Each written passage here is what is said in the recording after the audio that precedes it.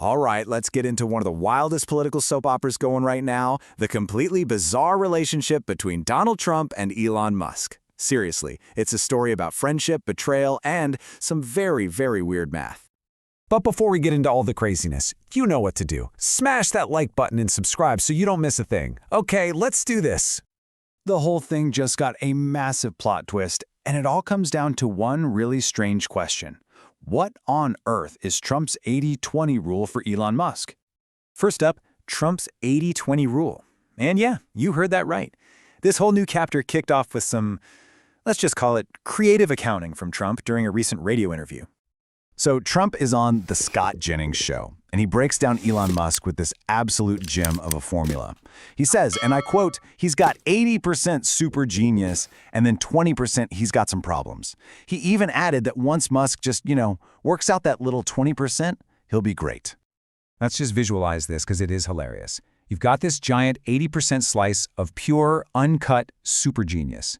And then you've got this other kind of nagging 20% chunk of just problems. I mean, it is the ultimate backhanded compliment, isn't it? It's like saying, you're amazing, mostly.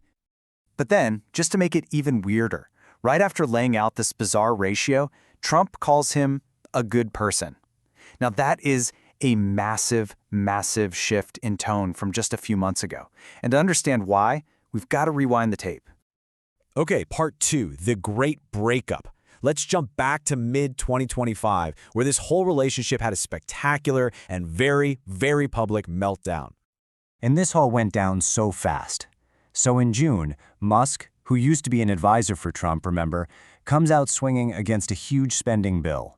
A week later, he drops a total bombshell on X.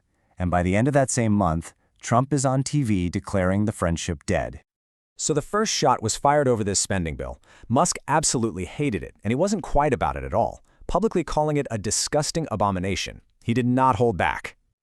But this is what sent the whole thing into overdrive. Musk gets on his own platform, X, and claims Trump was in the Epstein files. Now, he deleted the post really fast, but you just can't unring that bell.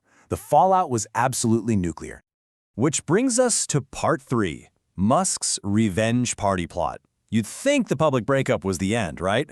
Oh no, that was just the beginning. Trump issued a warning, and Musk responded with a wild plan to totally reshape American politics. So in that same interview where he said the relationship was over, Trump gets asked about Musk potentially funding the Democrats, and his response was basically a direct threat. Very serious consequences. And how did Musk respond to that? Oh, just by threatening to upend the entire system. He announced he was forming his own political party.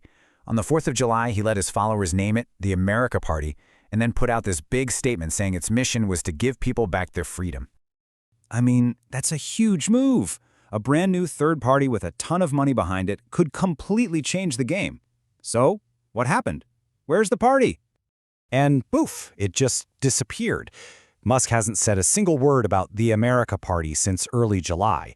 The whole project is apparently on hold. So basically, a political revolution was announced and then canceled in just a few weeks. Wild.